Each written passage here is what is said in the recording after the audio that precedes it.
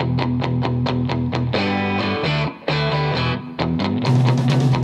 listening to the Carl DeMaio Show, and we are giving you the story behind the story and leading the fight to take back our state for a better California. Hope you're having a good week. Let's talk about election integrity. I got an email from Ruth. I know Ruth really well. She's been on the show, actually. She's with the Election Integrity Project, and she said, "Dear Carl, congratulations on getting in the race for Congress. I have a question about ballot integrity, election integrity. How is your campaign planning to address the illegal votes that are cast through the motor voter registrations and ballot harvesting? If you don't address these two issues, you may win your seat, but have it stolen by the Democrats through election fraud. Sincerely, Ruth." Well, Ruth, I got to say, these are issues that we are tracking on and are so critical that Republicans in the state of California get on top of. In 2018, there were a number of congressional seats and state assembly seats and state senate seats where on election night, the Republicans had won the election.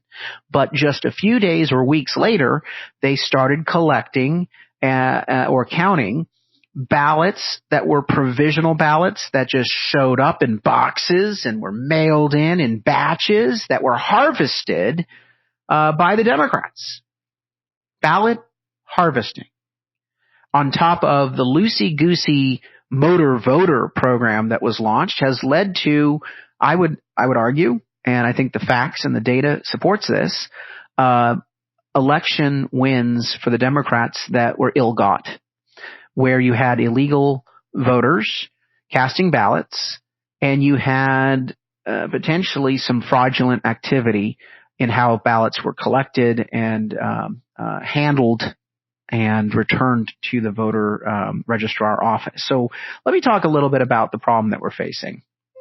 Back in 2015, the Democrats passed two bills that led to all the dirty tricks that we're seeing happening right now in these elections. Number one, they passed motor voter. And under motor voter, it said anyone who gets a driver's license is going to be automatically registered to vote at the DMV. Now, let that sink in just for a moment. Do you think DMV, Department of Motor Vehicles, is synonymous with quality and efficiency? No. It's always the butt of the jokes as to how bad government is. So why in the hell would we hand over to the DMV the responsibility, the paramount responsibility for registering voters? The DMV motor voter program, automatically registering people with driver's licenses, has led to tremendous tens of thousands already documented of erroneous registrations, ineligible voter registrations. One of the things that you also have to consider is that in 2015, the Democrats also passed a bill allowing illegal immigrants the right to get a driver's license. And in that same session, they passed another bill that changed the standard for prosecuting voter fraud. Prosecutors will now have to show that the individual knew what they were doing was an illegal vote. And how do you prove what was in the mind of an individual? You can't. It used to be that if you did the crime, you did the time. You could be prosecuted because you did the action. No, not with voter fraud. You have to prove what was on their mind. You have to be clairvoyant. You have to mind read.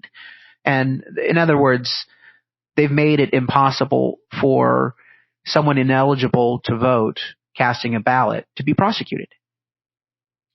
One of the best defense for an illegal immigrant who casts a ballot in voter fraud is the government sent me the ballot. They told me to return the ballot. I just did what the government told me to do. Why are you prosecuting me for their mistake? And actually, in the eyes of the law, that's a pretty good argument, unfortunate as it is. So we have to be on the guard for illegal or erroneous or ineligible votes being cast in our elections. The other thing is ballot harvesting. Used to be that you could only take someone else's ballot if they were a blood relative that signed power of attorney to you. That used to be the old rule. because there are some people who simply cannot return their ballot, so they give it to a son or a daughter or a caretaker or a spouse, and that's fine. But no, the Democrats changed the rules, saying that any Tom, Juan, Dick, or Harry could knock on your door and pick up your ballot. Now, there are certain restrictions that they're supposed to follow, but no one's there to make sure that they follow those restrictions. It is still technically illegal for you to take someone's ballot and fill it out for them. But we don't know whether that's happening because you have paid political operatives going door to door harvesting ballots. So what do we have to do as Republicans to address this issue? Well, frankly, I would say it's not just a Republican issue. This is a citizen issue. There are 4 things that my campaign and our movement will be focusing on, not only in my campaign, but thereafter, to try to address this issue. First and foremost, in my voter integrity, election integrity plan, our first strategy is to clean up the voter rolls. We have a 4-point plan, but the first point is clean up the voter rolls. How do we do that? We file lawsuits. We don't control power in California. The Democrats have a supermajority, one-party control over the state and local offices here. And so the only remedy we have is to identify where there's evidence of illegal or inappropriate voter registration going on and bring that to the attention of a federal judge. There are 2 federal laws that we can sue under. The first law is recent, relatively recent, the Help America Vote Act. The second law stems from the 1990s, the National Voter Registration Act. Both of these statutes provide certain criteria that the state of California and local registrar of voters offices must adhere to in terms of quality control, in terms of their ability to ensure that the voter registration file, people registered to vote, people given ballots, that file is accurate and up to date. If we can get evidence that it's not accurate, it's not up to date, we can pursue a federal lawsuit under these 2 statutes, but we need the evidence. I'm partnering with Mark Moiser, an attorney. You might know his name. He ran for California Secretary of State, the chief elections officer. He lost, but he knows a heck of a lot about election law, and he has filed legal action against the state of California, and we are helping him get that case rolling forward. We're also asking counties to do a self-audit of their voter rolls. If you are a Republican-controlled county board, you should be doing a self-audit of your voter rolls. We've laid out the criteria on our website to go through the file and look at the motor voter registrations from the DMV and to see if there is a substantiation of the person being a citizen and eligible for vote.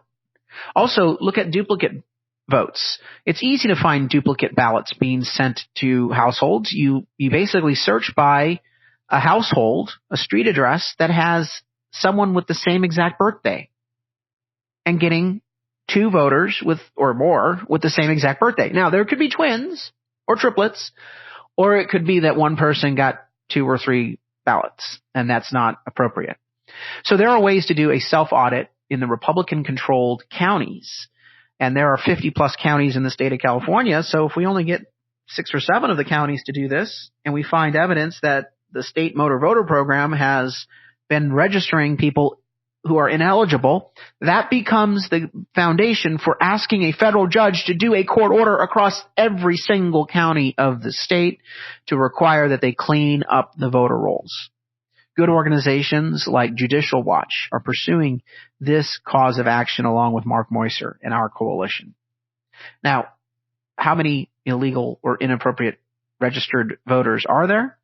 Well, just last week, the DMV audit uncovered nearly 84,000 duplicate voter records pursuant to the motor voter system. And that audit only took a look at a fraction of the motor voter registrations received. 84,000 duplicate ballots. And what they announced is that they would not pursue enforcement against individuals. because it was a government mistake. Government mistake my foot. This is incompetence by design. So cleaning up the voter rolls, that's our first strategy. The second strategy, we got to end ballot harvesting. Now, coming up, I'm going to talk about ballot harvesting and the two other strategies as part of my 4-point plan to restore election integrity in the state of California. But first, these messages.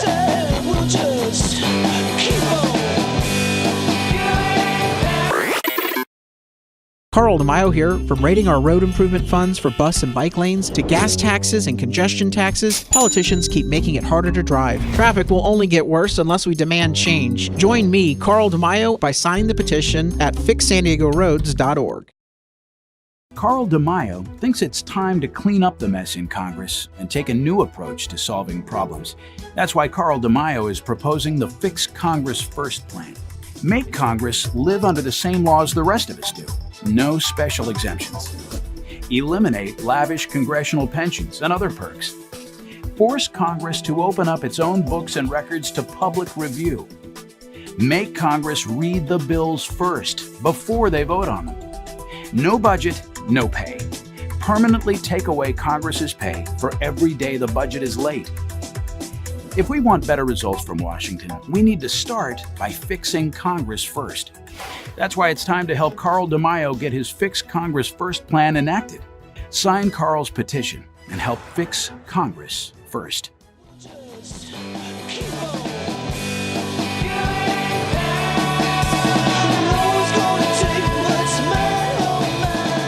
You're listening to the Carl DeMaio Show, and what I want you to do is share this podcast with your friends. All you have to do is encourage them to get the podcast, subscribe to the podcast using their podcast platform of choice, because we're on so many of them. All they have to do is search for Carl DeMaio Show, or they can go directly to our website, carldemaio.com or DeMaioShow.com or forabettercalifornia.com. We're talking about how we can restore election integrity in the state of California. And this is important because we want to make sure whoever gets elected won fair and square. And right now, you can't make that assurance. There's a lot of fraud going on, a lot of ineligible voters that are registered. We just talked about how to clean up the voter rolls to make sure that only people who are eligible to vote receive a ballot.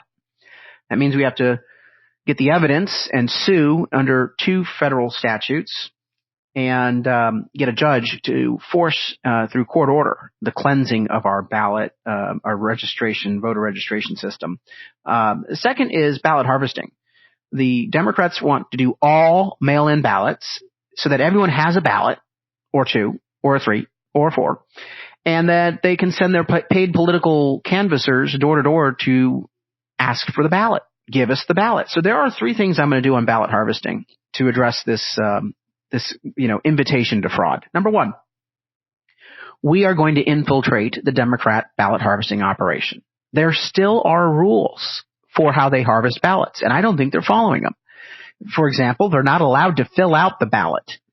They can't just collect a ballot that is blank and then take it back to their campaign office and then fill it out for the candidates of their choice. That's illegal. That's fraud. They can go to jail for that. And so, yes, we need to do a little snooping. We need to do some infiltration and find out what are they doing, how are they doing it, and did they break the law? Are they breaking the law? And hand that over to prosecutors. Number 2, we have to warn voters that you shouldn't be giving your ballot to anybody. Not only does it have your personal information on it, which could be a risk for identity theft, but your ballot could be harvested by a campaign or a political party or a group that you don't agree with. I mean, who knows? What if a Republican paid to send harvesters to Democrat households saying, oh, yeah, we're with Bernie. And all they're doing is taking the ballots and returning them, without any votes on them. There's all sorts of shenanigans that can happen. And so we should warn people, don't give your ballot to anyone. And third, for communities where there is already trust established, and I'm talking about perhaps your church, where your minister is up there, and you have a relationship with the group itself. You know that they're not working for someone else. we as Republicans should be engaging those groups to make sure that the ballots are harvested by people who truly want to see the ballots cast by the individual voter. So those are the three things: watchdog and investigate, warn about the voter integrity or the identity theft and the shenanigans, and third, partner with trusted groups to harvest. All right, after we do ballot harvesting, we've got to do even more to win these elections. That means we've got to go and identify voters, and I'm saying that the top priority has to be the independent voters. And let me explain. It used to be in politics that you had, 45% or 40% of voters registered as Democrats, and you had 40% to 45% of voters registered as Republicans, and then maybe 15% of voters that are independent. What it meant was you knew the Republicans were probably going to vote for the Republican. Why? Because that's their party of registration. You just, turn them out. You knew that you probably should work to find those independent voters that are persuadable, but there's not a lot of them. So maybe just general advertising could get them there. Today, it's all changed. There's 39 to 40% of Democrats. There's only 25% of Republicans. There's 30% of independents, far more independents to deal with. And that means that you got to figure out, is this an independent who leans to the left or leans to the right? The Republican Party is abysmal at doing this. The Democrats are good at it because they're constantly going door to door, talking to these voters, typing in the information into their mobile phones as to what their voter preferences are, what their positions on issues are. The Democrats are also out there harvesting people's positions on issues based on online petitions. Sign the petition to impeach President Trump. If someone signs that petition, they're probably not going to be a likely Republican voter. Republicans need to do the same sort of canvassing and data-driven operation to identify the independent voters in each district and where they lean on an individual basis.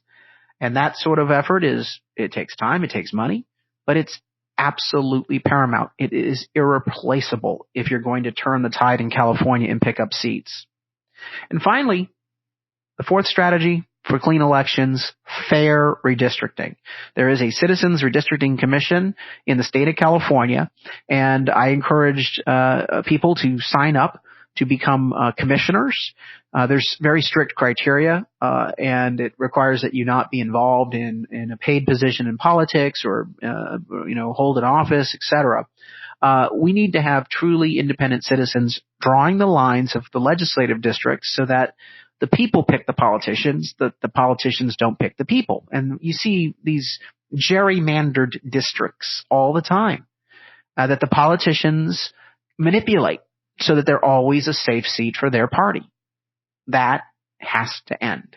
The last time we did citizen redistricting, it was a failure because the Democrats ran a drill, got their commissioners on the commission, and then ran a drill at the commission meetings to nudge and prod and push commissioners to draft districts that were unfair. We need fair districts, not driven by political party or voting preference, but by communities of interest. Do they go to the same churches? Do they go and attend the same schools? Do they drive on the same roads? Those are the criteria of what these districts should be driven by, communities that naturally fit together. So those are my four strategies for election integrity. Number one, clean up the voter rolls. Number two, deal with the issue of ballot harvesting. Number three, identify independent voters in terms of where they lean so you know who you're talking to and how to turn them out. And number four, draw fair political districts so that we have a fighting chance. I want to hear your thoughts. A lot of great feedback comes in through our website, through my email, through my Facebook page and Twitter. You can reach me at carl@carldemaio.com. You can go to Facebook and Twitter at Carl DeMaio, CarlDemaio, or just email me at info@carldemaio.com. and we will take your question, and we might use it in one of our upcoming episodes. So join our efforts. Spread the word. Get people to donate. $5 is all it takes to build our resource base to take back California. The $5 donor is as important as the $5,000 donor. That's one of the things that Republicans have lost sight of. We need to be grounded in grassroots support, and if we build an army of grassroots donors and contributors and volunteers, we will be unbeatable in our efforts to take back California. That does it for me. Let's spread the word. We'll pick it up next time on The Carl DeMaio Show.